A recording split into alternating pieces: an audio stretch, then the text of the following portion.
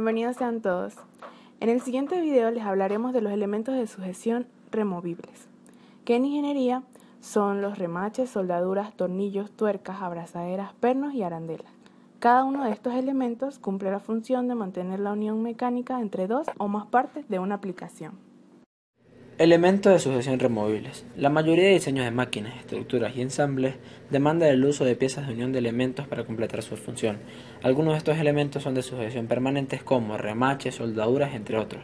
Por otro lado están los elementos de sujeción removibles como pernos, tornillos, tuercas, pasadores y cuñas.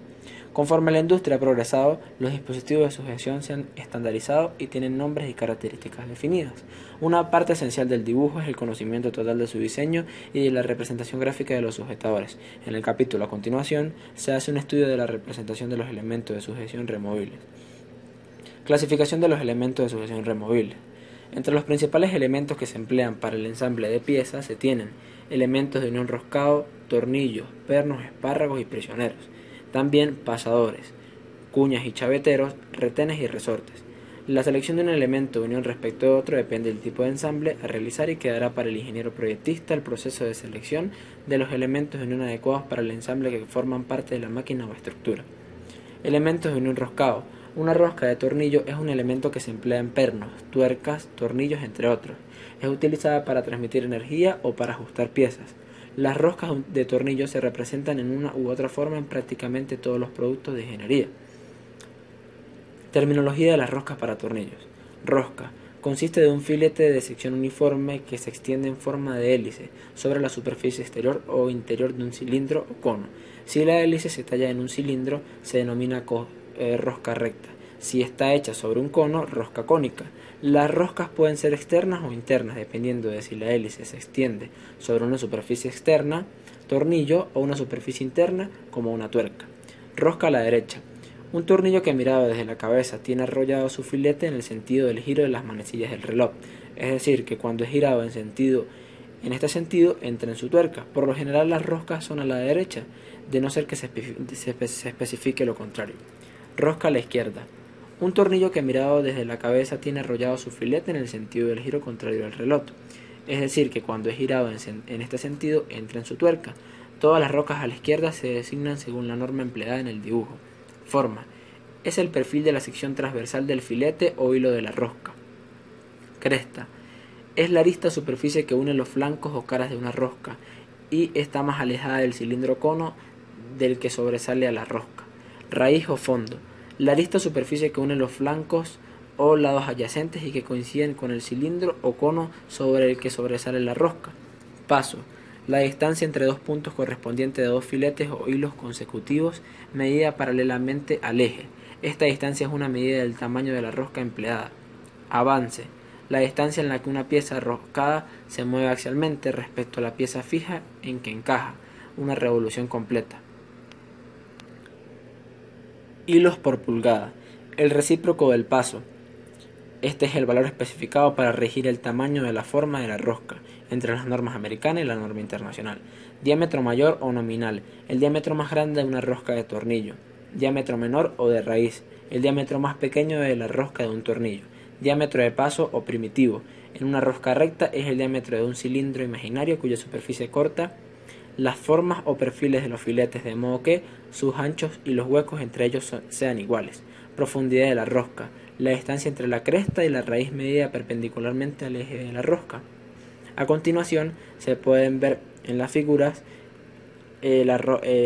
rosca interna, rosca externa, los ejes, el paso, la raíz de la cresta, profundidad de la rosca, diámetro mayor, diámetro menor, entre otros. Rosca sencilla. Consiste de una rosca cuyo filete está tallado sobre una sola hélice del cilindro. En una rosca sencilla el avance es igual al paso. Las roscas por lo general son sencillas a menos que se especifique lo contrario. Rosca múltiple. Es una combinación de roscas de la misma forma, talladas sobre dos o más hélices del cilindro. En este tipo de roscas el avance es un múltiplo entero al paso, es decir, una rosca de dos entradas, el avance es el doble del paso. Formas del filete de las roscas. En la figura mostrada a continuación se dan a conocer las roscas más comunes que se emplean en la actualidad. La forma de rosca métrica ISO sustituye en la actualidad a las antiguas roscas métricas en B y a las roscas en pulgada. La forma de rosca en B aguda casi nunca se utiliza en propósitos de sujeción general, aunque algunas veces se emplean instrumentos de precisión. La rosca redonda o de cordón por lo regular es laminada o fundida. Un ejemplo de aplicación de este tipo de rosca se ve en las lámparas eléctricas y en sus bases. Las formas cuadradas y trapezoidales se diseñan para transmitir movimiento o potencia, por ejemplo en el tornillo de avance de un torno. La rosca de dientes de sierra transmite presión solo en una dirección contra la superficie perpendicular al eje. La representación real de una rosca de tornillo en los dibujos de trabajo no suele realizarse, puesto a que se requiere un trabajo muy laborioso y exacto. Por eso, en los dibujos debe emplearse una representación convencional o semiconvencional que facilite el trabajo y economice el tiempo. Primero tenemos la representación semiconvencional, que podría decirse es la más exacta y fácil de hacer. En este caso tenemos la representación convencional de una rosca B de una entrada. Lo primero que hay que hacer es marcar el paso y la mitad del avance para trazar las líneas de la cresta. Esto puede observarse en la figura A. Luego es delinear el perfil de la rosca. Completar el perfil, como puede observarse respectivamente en la figura B y C.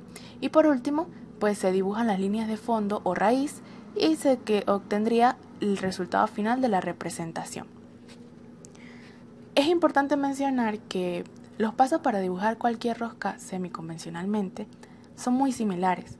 La única diferencia es que la forma del perfil del filete va a cambiar. En este caso podemos observar la representación convencional de una rosca trapezoidal. Se van a seguir los mismos pasos anteriormente dichos, pero en este caso lo único que va a cambiar es en dibujar la forma de los hilos. En la figura B, C y D, lo único que se hace diferente es completar los perfiles siguiendo los pasos de la figura. También existen casos en que el tornillo, su rosca es muy larga.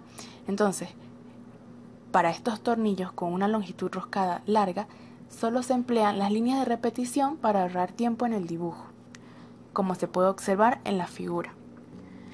Lo siguiente es la representación convencional de las roscas. Como pueden observarse en las figuras, está la representación de las roscas internas primero y luego la representación convencional de roscas externas.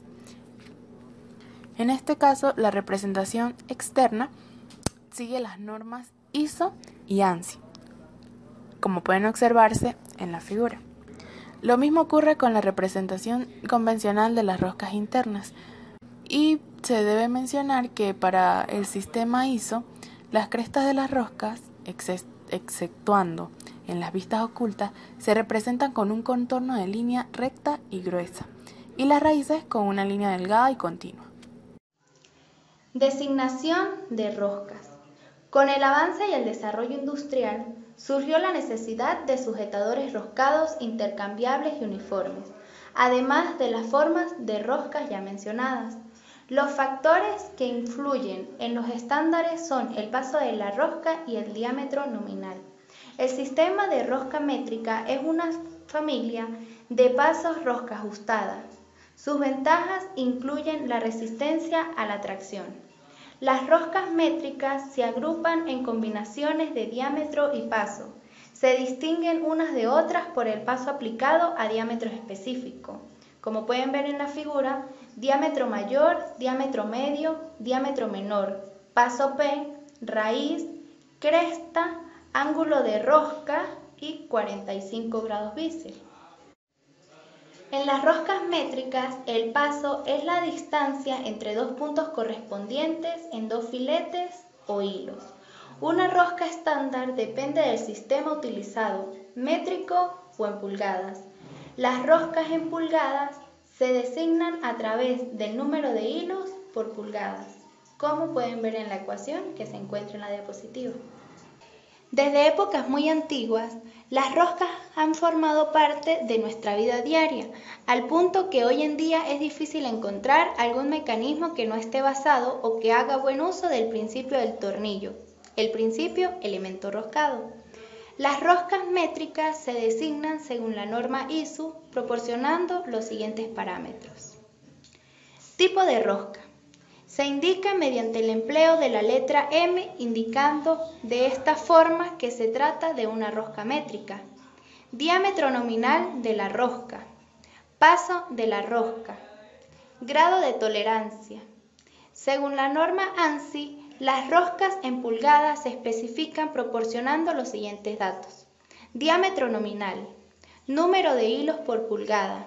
Tipo de rosca determinado por la forma de su perfil y serie a la que pertenece la rosca. Clase de ajuste. Sujetadores comunes con rosca. Existe una amplia variedad de estilos de tornillos, muchos de los cuales son para aplicaciones especiales. Los tornillos, pernos, espárragos y tuercas utilizan roscas estándar, según quedó definido en la sección anterior. Los sujetadores se pueden clasificar por su uso, por el tipo de cabeza y por su resistencia. Hay sujetadores de todos tipos, disponibles en una diversidad de materiales, incluyendo acero, acero inoxidable, aluminio, latón, bronce y plástico. Entre ellos tenemos tornillos de máquina. Se encuentran disponibles en gran variedad de tamaños, clases de rosca y gran diversidad de cabezas. La unión de las partes se logra pasando a través de un agujero holgado en una parte y que luego se atornille en el agujero roscado de la otra pieza. Perno. Es un sujetador roscado que pasa a través de agujeros holgados en las partes ensambladas y que se atornilla en una tuerca. Los pernos y tuercas se encuentran en varias formas y tamaños. Espárragos. Son varillas roscadas en ambos extremos y se emplean en los ensambles. Un extremo del espárrago se atornilla en una de las partes por ensamblar y las partes de la unión se colocan en los espárragos por medio de agujeros holgados y se sujetan por medio de una tuerca que se atornilla en el extremo libre del espárrago. Representación convencional de algunos de los tipos de cabeza comunes para pernos y tornillos. Como pueden observar en las diapositivas, encontramos tres imágenes o figuras. De la primera figura se obtiene el tipo de cabezas comunes para pernos, ¿verdad? Vamos a comenzar a verlas de izquierda a derecha. Cabeza hexagonal, cabeza filister, cabeza oval, cabeza redonda, cabeza plana y cabeza hexagonal interior. En la siguiente figura obtenemos los tipos de cabezas para tornillos. Está la hexagonal, ranurada, caja, Phillips y estrella. Para finalizar, los tipos de punta de los tornillos: punzón, plana, barrena, cónica, achaflanada, cabezal, esférica y piloto macho. Las tuercas son piezas mecánicas con un orificio central, el cual presenta una rosca que se utiliza para acoplar a un tornillo en forma fija o deslizante. La tuerca permite sujetar y fijar uniones de elementos desmontables. Debido a su forma y función, existen diversos tipos. Los más comunes son los hexagonales, que poseen 6 lados que forman un hexágono para poder apretarla con ayuda de una llave. La tuerca almeneada, cuya cara exterior está compuesta por una serie de muescas radiales para insertar un alambre o una chaveta hendida. La tuerca mariposa, que posee 2 alas que se proyectan hacia arriba, que permite la manipulación con la mano. La tuerca ciega, cuya base tiene forma de hexágono y su parte superior tiene forma de cúpula. La tuerca cuadrada, que se caracteriza por contar con 4 lados o caras, a diferencia de la hexagonal. Y la tuerca inaflojable, que está diseñada para que no se afloje una vez estando roscada.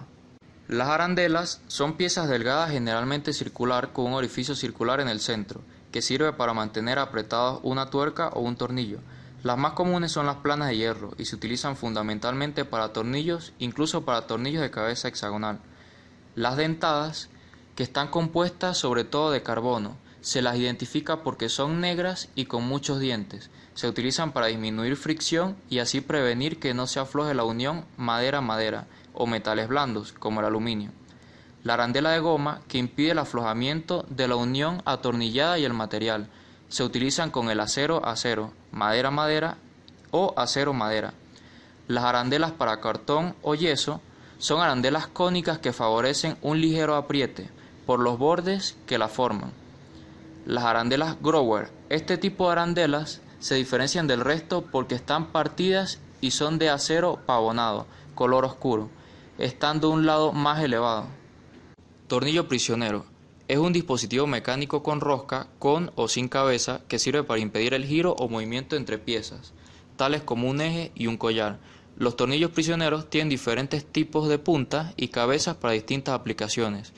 El tornillo prisionero pasa por la rosca de la primera pieza y tiene una punta que se presiona firmemente contra la segunda pieza, impidiendo de esta manera el movimiento.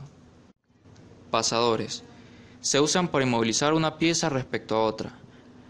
Entre ellos existen diferentes tipos, como los pasadores rectos, que tienen una justa presión y por ello deben ser golpeados para ajustarse al orificio. Es común utilizarlos en aplicaciones en movimiento. Los pasadores cónicos, cuya característica más importante es su forma troncoica.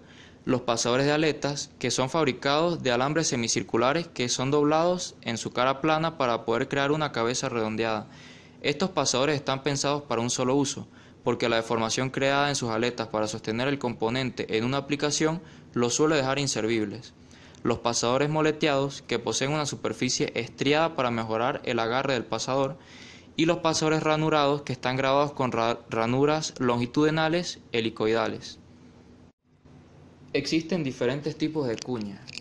Los más comunes están en la figura a continuación.